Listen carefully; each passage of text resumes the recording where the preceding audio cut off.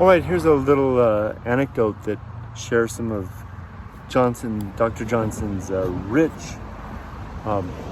reading and understanding and how he could use that in conversation. Here it is. This is Boswell writing about Dr. Johnson. He says, he's talking about Dr. Johnson's character traits. He says, he seemed to take pleasure in speaking in his own, wrong one.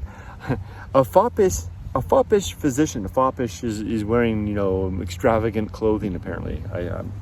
I'm assuming that, I didn't know what that was, so I share with you. Foppish physician, so a well-dressed, to an extreme physician, once reminded Johnson of his having been in his company. Let me start again. A foppish physician once reminded Johnson of his having been in company with him on a former occasion. "I do not remember it, sir," said Johnson. The physician still insisted, adding that he had that day worn so fine a coat it must have attracted his notice. "Sir," said Johnson, "had you been dipped in Pactolus, I should not have noticed you."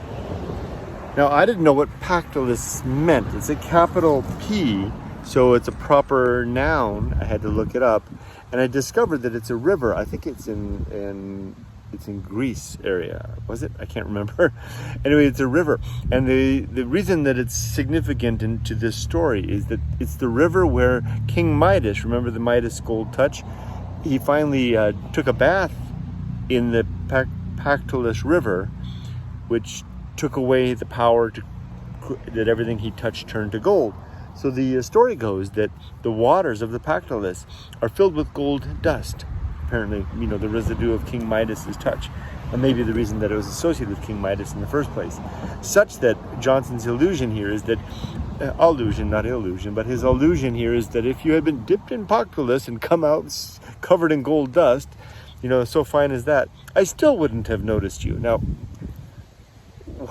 who can use this in their everyday course of speech, to have that kind of a conversation and to use such wonderful literary reference as in the by and by?